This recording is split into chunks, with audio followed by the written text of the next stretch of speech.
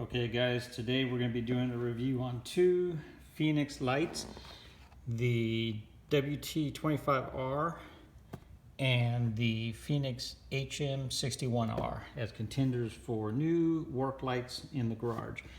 So you can see they're right here, and the headband light right here. Fenix was nice enough to send these out. I'm going to be doing an honest review on these, and we'll see how they stack up. Fenix did give me a discount, but I did have to purchase these myself. So let's get started. Before we get started, let's check out the ratings on these. So on the two levels that I would probably be most likely to use it, either the 400 or the 1200, you see it has considerable run time, 4 hours, which is quite a bit. On the turbo, 2 hours, although it does compensate based on heat. That's going to be our HM61R. On the WT25R,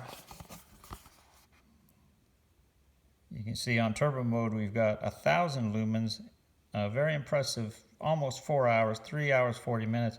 On 400, approaching 5 hours, and on 150, 11 hours. 50 lumens, very impressive, 29 hours. So I use both of these style lights extensively in the garage when I'm working.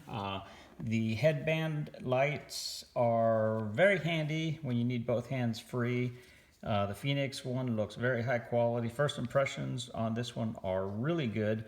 Has a light on the top which will give you an indication. Hold it down, and as you can see, you can cycle through the different modes. Very bright.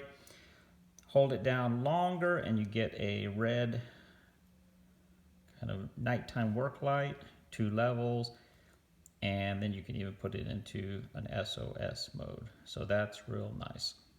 In just trying the headband on initially, I find it to be very comfortable and easily adjustable.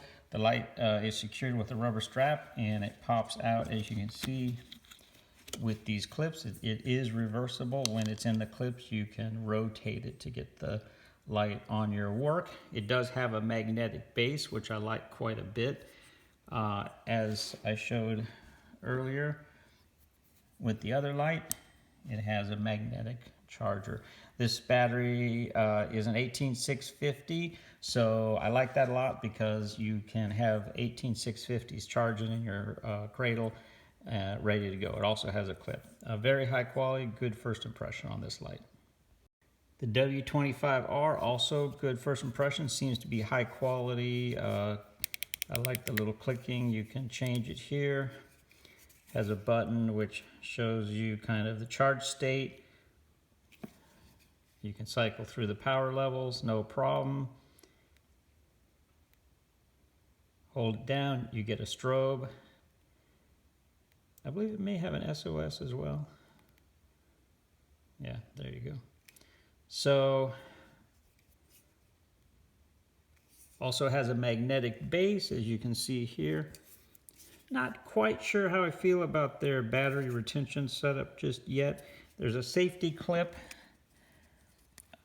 that you have to pull with your fingernail. And then you push this up, and that frees the 18650. I do like that it's an 18650.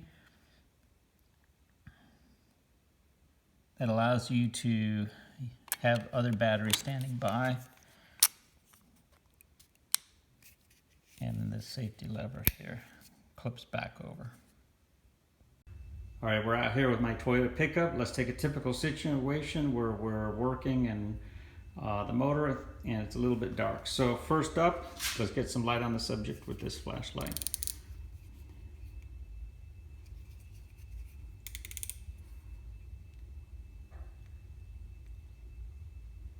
So that's casting quite a bit of light. Cycle through again. Let's see how we can do as far as the magnetic base goes.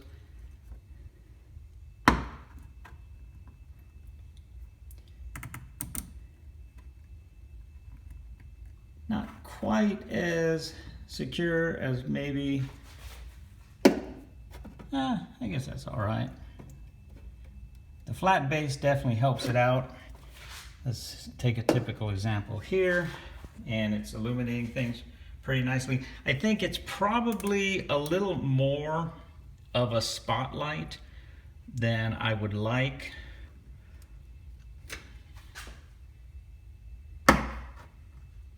It seems like it has a bit too much of a hot spot for a work light, unless you're working on something very specific. So you can kind of see that it's definitely, the characteristics of the light are more like a spotlight than a floodlight. So if you're looking for something where you're working, you know, right on a specific item, then it's going to be okay. If you're hoping that it will illuminate the entire area with a flood, this may not be the light for that.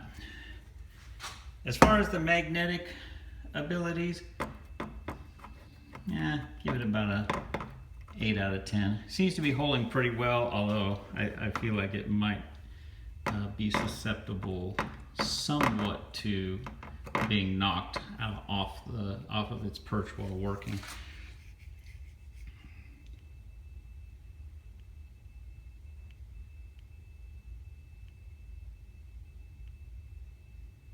There's a number 2 setting, 3, 4. So that kind of gives you an idea.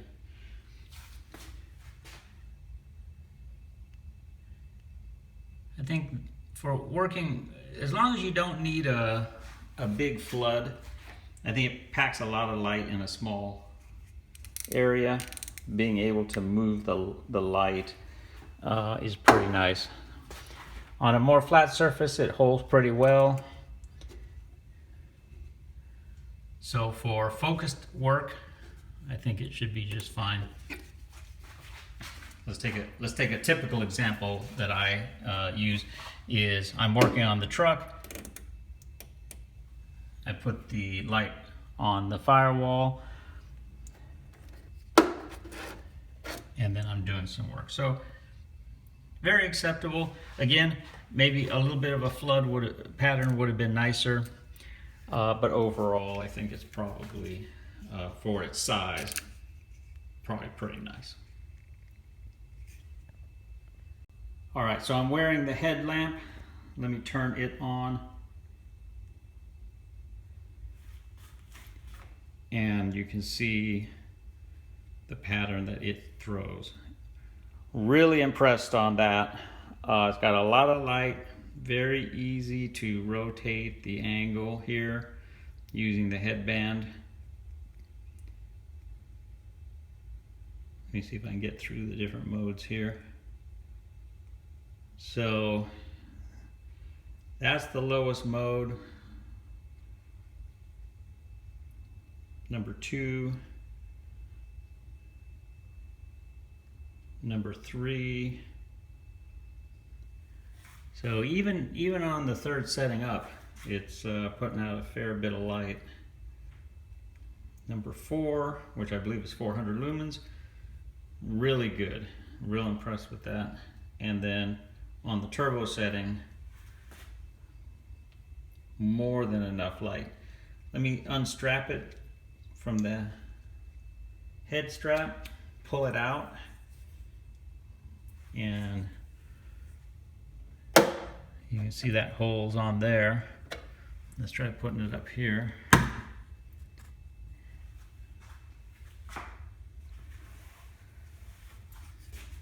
Unlike this little guy, this one's not adjustable in the head angle, so it's a little bit more limited. It also has up close kind of a spotlight feel, but when you pull it back, you can see it really has a good pattern. So real impressed with the headlamp one.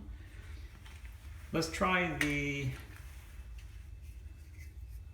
this little guy here back from a distance and see what happens. So I've got it back at the height of my headlamp, and you can see it does definitely have more of a spotlight characteristic. So I think that this guy here is probably more suited to when you're working underneath a vehicle and you need focused light on whatever you're working on. or if you want to set it up, you know, on a magnetic surface of some kind. Okay, let's simulate working on your car on the side of the road. So we've got our little guy here on the highest settings. Let's go ahead and mount this up here. And you can see in conjunction with turning it and the articulating head, you can get a lot of light right where you need it very quickly. So that is really handy, I have to say.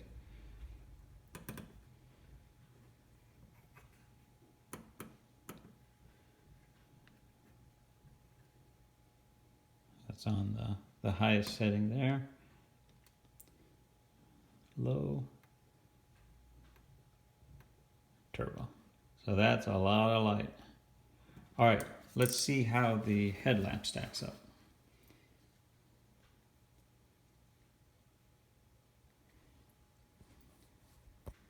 And the headlamp really puts a lot of light on the subject. That's on the highest setting.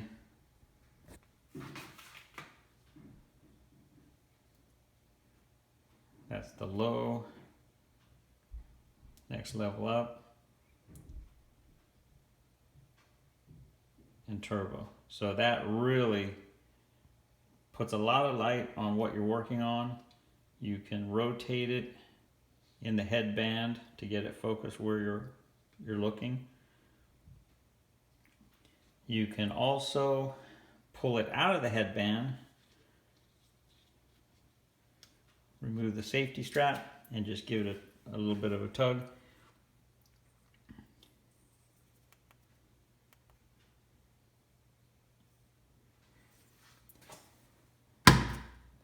Of course, the only difference is because it doesn't have that articulating head, you can only kind of move it in one plane, however you have it magnetically attached.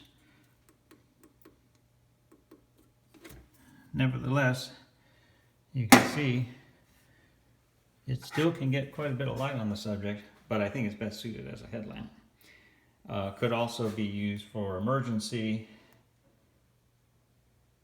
with its little red light there.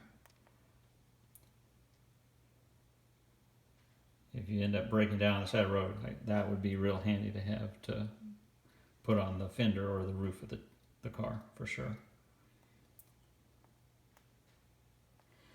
So real impressed with the amount of light it throws out, and I'm going to have to say this is probably going to be my new favorite headlamp for working in the garage because I'm just really super impressed with it. Alright, so we've seen these guys in action. So what are my thoughts on these? Well, the WT25R is nicely made for sure. The build quality on the HM61R, also phenomenal. I think I was more impressed with the HM61R as from the standpoint of a work light, just because it cast a nice amount of light, very good build quality. The strap is really nicely made. I like that you can pull this off the headband and use it either clipped to your shirt or magnetically. The WT25R, I like a lot about it. I wish it was a floodlight more so than a spotlight. However, for working on certain situations where you need a tight beam or a lot of light focused on one little area, I think it performed real well. I have my concerns that magnetic charging could attract shavings or other magnetic debris in the garage. I have had those kind of issues in the past with other lights that have magnetic chargers, and I'm not a real fan of them. So question mark for that. Also, this articulating head, I'm not sure how it would stand up to rough abuse. Hopefully the getting any dirt in there would not be a problem. I think the biggest thing I take issue with on this particular light is the mechanism that Fenix has used to change the battery. I will say I'm not a huge fan of this clip. It's extremely difficult.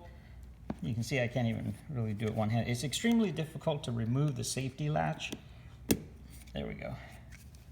Once that's free, this pops up, allows you to change the battery. I do like that it does not use a proprietary battery. You can use any 18650. I just am not a big fan of this kind of latchy lid on the bottom. That may or may not be a deal breaker for some people. I wish the magnet was just a hair stronger, but it seems to be adequate enough for most jobs.